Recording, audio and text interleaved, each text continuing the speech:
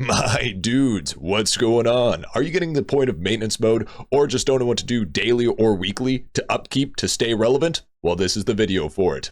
Anyways, let's get into it. Dailies and weeklies are actually a huge part of Idleon. Due to it being an idle game, upkeep is important. So let's start off with World 1 and make our way forward. World 1 has a few things to maintain, such as the anvil. You want to make sure to have everyone at least claiming once a day to make sure that you don't cap out on production materials. An automation arm upgrade will help with this later, but you want to get into the habit of it because it only claims on daily reset. And of course, leveling up your stamps. But when you obtain a bonus from the atom collider known as the hydrogen atom, that over time is going to decrease the cost of a stamp per day up to 90%. This will become a weekly objective if you are in maintenance mode and not leveling at that time, so you do not overcap and lose progress. And also check your forge to make sure your ores are topped up and cooking bars. Party dungeon specifically for happy hour for your times 20 for once a week.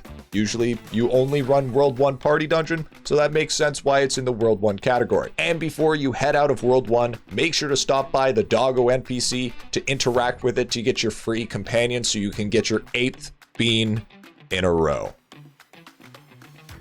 This next daily works for every world. Make sure to buy out each shop every day. If you're early game, don't worry about this for now, but you'll eventually want to buy every stackable item, from potions to food to tape to doubloons, Bob Joe pickles. Trust me, this will save you tons of time in the future. And especially, don't forget the capitalist bags and the silver antiques from the forest shop, because these are both needed in order to make Biggie Hours and King Doot keys for that nice candy farm. Also, if you're part of a guild, make sure to do World 1 and World 2 daily tasks, bottom right of your task menu. It's not just helping your guild, it's actually helping you as well. See the trophies next to the task? This is actually for your unlocks tab, which getting these trophies will get you closer to getting a new unlock for a new recipe. And if you keep on doing it, then you could prepare yourself for future recipes, because you need a set amount of trophies in order to get the next unlock. Let's move on to World 2. World 2 has a post office, and if you haven't maxed it yet, you can get some orders to complete daily if you haven't started your silver pen farm. Once you max it,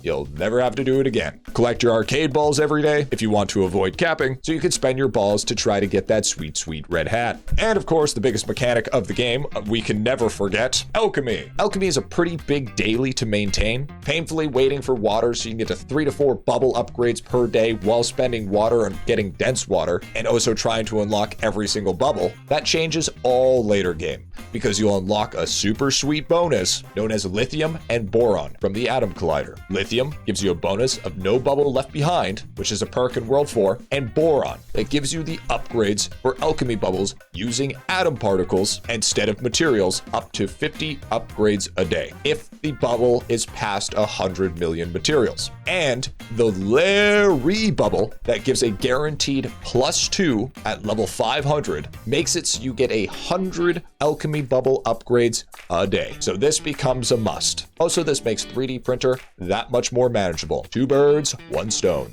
Island expeditions can be a weekly or a daily thing. I prefer daily. It's totally your choice. Just collect bottles, go to Trash Island to collect trash, and do your Shimmer weekly trial on Shimmer Island. It's just free buffs just to stay consistent, and of course, your weekly giant crystals. We have Kilroy, in my opinion, is a must to stay on top of weekly. It's just too important to help smooth some of the more tedious grinds. You start off with 1 attempt early game, and then later on you'll be able to do 2 or even 4 by paying gems. And of course, we cannot forget our weekly boss. Try your best to get these done, but if you don't want to figure it out, our itty bitty army Discord usually has the rotation or the main Discord, so good luck. Going into World 3 is much more manageable, starting with construction to see if any of your building towers are done. Also claiming cogs, so you can build up that build rate just a little bit more. Refinery has the ability to rank up salts, so checking it daily to maintain so you don't overcap and lose out on salt progression would be helpful. But if you're not ranking salts, just change it to 10% auto claim and just forget about it. Your library will get to a point where it goes from weekly to daily. This is more of a preference, also not a huge priority, so you miss a day or two,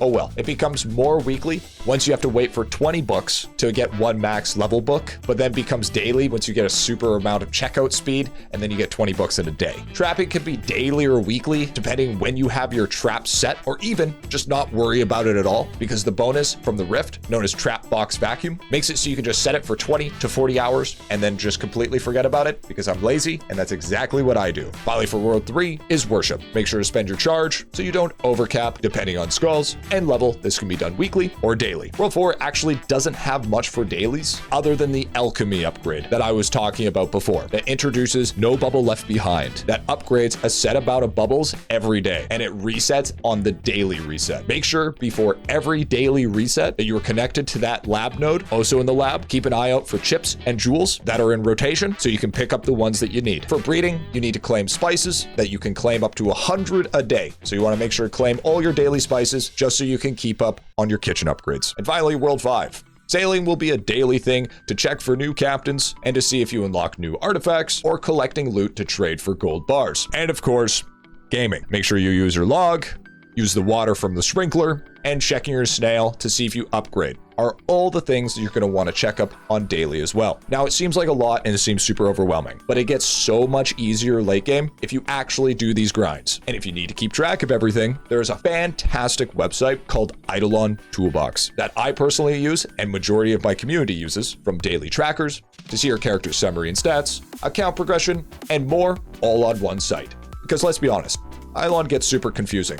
The link will be in the description below. So to give you guys an idea of my dailies per day at my level of gameplay, here's how it goes. I start off by checking all my characters for loot and procs, and also to empty my production. Taking a look at construction for any buildings finished, checking my gaming for loot and new nugget chances, hit up sailing for loot, checking refinery for salts to rank up, grading any skills to max since I get about 40 bucks a day, use my V-Man's ability, printer goes burr, claim my arcade balls, spend my daily boron bonus on bubbles I'm working on, claim my boss keys and tickets, and also buying out the shops. By the way, achievements in the game will unlock easy access menu in the game to make things easier, and check on island expeditions for bottles and trash. And if I'm feeling like it, take care of some guild dailies for GP. I can get all this done and completed if I'm on the ball in about 10 to 15 minutes. And for weeklies, I just do Kilroy, use my hydrogen atom for stamp upgrades, shimmer trial, and use my worship charge, and destroy diplidated slush and mutated mush for that sweet, sweet candy. There you go, my dudes, a daily and weekly guide. Let me know if I forgot anything. It's actually a lot to keep track of, but it does eventually become second nature after a while, and the game rewards you for hard work. So the harder you work early, the easier it becomes later. But anyways, my dudes, I gotta get back to the guide grind. Stay tuned for the next Idleon video. Stay safe, happy grinding, and peace out.